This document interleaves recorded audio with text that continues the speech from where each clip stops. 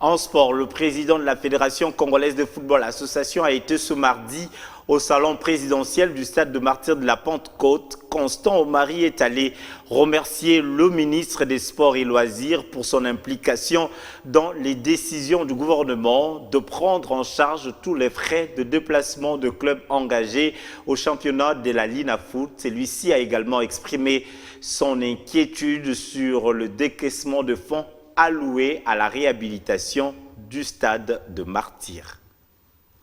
Au lendemain de l'officialisation de la décision du gouvernement sur initiative du président de la République de prendre en charge tous les frais de déplacement de clubs engagés aux championnats nationaux de la Ligue 1 et 2, un tête-à-tête a eu lieu ce mardi au salon présidentiel du stade de Martyrs de la Pentecôte entre le ministre des Sports et Loisirs et le président de la Fédération congolaise de football association dans l'optique d'échanger sur la question. Constant Omari Selemani a par ailleurs remercié le chef de l'État pour cette décision tant louable. Dans ce cadre-là, je devais officiellement venir présenter les remerciements de la FECOFA, Fédération congolaise de football association, et derrière elle de tous les mélomanes de football pour cette première qui constitue une avancée importante dans le cadre de l'organisation de notre championnat national. Ce dernier s'est également penché sur les dossiers du bus offert au Léopard par le président de la République avant d'exprimer son inquiétude en ce qui concerne l'implication du gouvernement dans le processus de décaissement des fonds liés à la poursuite des travaux de réhabilitation totale du stade de Martyrs de la Pentecôte, tel qu'annoncé par le chef de l'État. Et c'est là où je m'adresse maintenant au gouvernement, pas au chef de l'État. Au chef de l'État, on l'a remercié. Il a fait ce qu'il devait faire en tant que le premier sportif. Mais ma crainte, je le dis et je le répète, c'est le gouvernement. Parce qu'il y a des dossiers.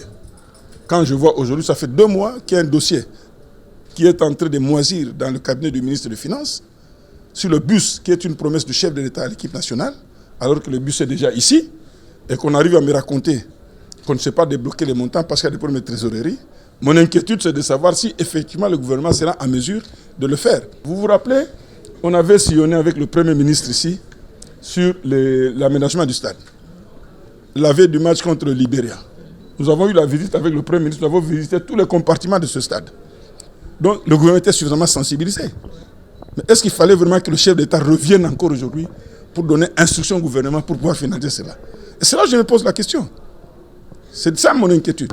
Des inquiétudes faisant suite aux multiples dossiers étant sur la table du ministre en charge des Finances qui restent lettres mortes jusqu'à ce jour.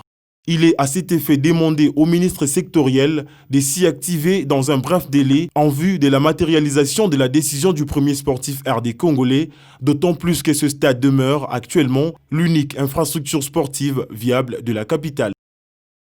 Voilà qui met un point final à cette édition du journal. Mesdames et messieurs, merci de l'avoir suivi. Restez branchés sur la suite de notre programme.